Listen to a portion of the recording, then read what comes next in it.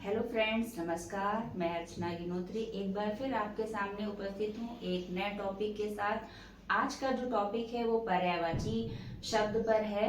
इसको हम ट्रिक के द्वारा समझेंगे कि किस तरह ट्रिक लगाकर हम कई पर्यायवाची को आसानी से याद कर सकते हैं। तो चलिए देर न करते हुए शुरू करते हैं इसे। यदि हम पर्यायवाची पानी के याद कर लें, यानी कि पानी के जो पर्यायवाची होते हैं जैसे जल, वारी, अम्बु और नीर, ये मैंने पानी के पर्यायवाची लिखे हुए हैं, ठीक है। उसमें क्या करते हैं, यदि जा को जोड़ देंगे, ये जा क्या है, एक प्रत्यय है जिसका अर्थ होता है जन्म देने वाला, ठीक है। तो अगर इस जा को हम जोड़ेंगे तो कौन सा पर्यायवाची बन जाएगा, कमल का पर्यायवाची बन जाएगा।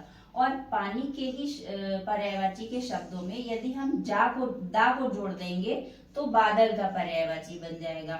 और अगर धी को जोड़ेंगे तो क्या बन जाएगा, वो समुद्र का पर्यायवाची बन जाएगा। लेकिन कैसे, तो चलिए इसको सीखते हैं। सबसे पहले हम जा को लेते हैं, जा प्रत्यय को लेते हैं। तो जा प्रत्यय को यदि हम जल के पर्यायवाची में जोड़ेंगे तो कमल का पर्यायवाची बन जाएगा, जैसा कि मैंने ऊपर लिखा हुआ है।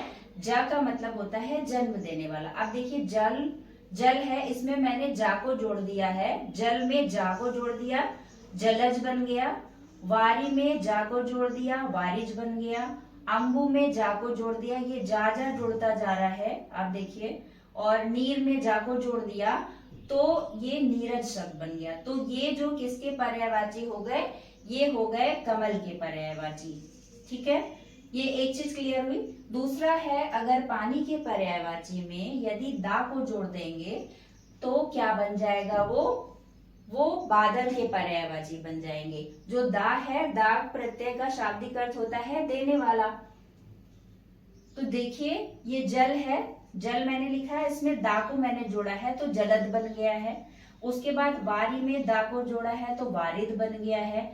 अम्बु शब्द में दा को जोड़ा है तो अम्बुद बन गया है। नीर शब्द में दा को जोड़ा है तो क्या बन गया है, नीरद शब्द बन गया है। तो ये सब क्या है, देने वाला यानी जल है, और जल के द्वारा ही ये सारे, बादल क्या है, जल का ही एक रूप है। तो ये बादल के सारे जो है पर्यायवाची यहाँ पर बन गए हैं। तो आप देखिए जल के द्वारा कितने पर्यायवाची हम आसानी से बना सकते हैं।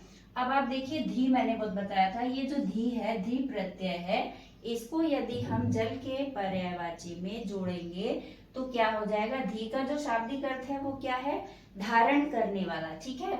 तो अब हम जल में धी को जोड़ देते हैं। देखिए धी को मैंने जोड़ा तो जलधि शब्द बन गया है। इसी तरह से वारिध शब्द बन गया है, वारी में धी को जोड़ दिया है, ये धी जुड़ा हुआ है। अम्बु में अम्बुधि शब्द बन गया है, नीरधि शब्द बन गया।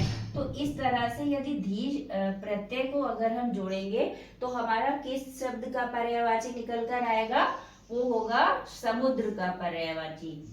तो ये बहुत ही आसान ट्रिक है जिसके द्वारा आप आसानी से इन शब्दों को याद कर सकते हैं और आपको ज्यादा इसमें परिश्रम भी नहीं करना पड़ेगा। तो ये आसानी से ट्रिक ऐसी है जिसके द्वारा आपको लाभ मिल सकता है। आप पानी के पर्यायवाची को याद करिए और उसमें जा को जोड़िए तो ये कमल का पर्यायवाची बन जाएगा।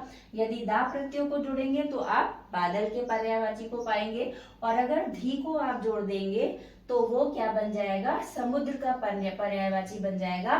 कैसे बनेगा ये मैंने आपको यहाँ पर क्लियर अभी समझाया है कि किस तरह से आप उसको जोड़कर ये पर्यायवाची आसानी से सीख सकते हैं। तो ये जानकारी आपको कैसी लगी, यदि आपको ये जानकारी अच्छी लगी हो तो प्लीज चैनल को लाइक करें, सब्सक्राइब करें और शेयर करें। Thank you so much.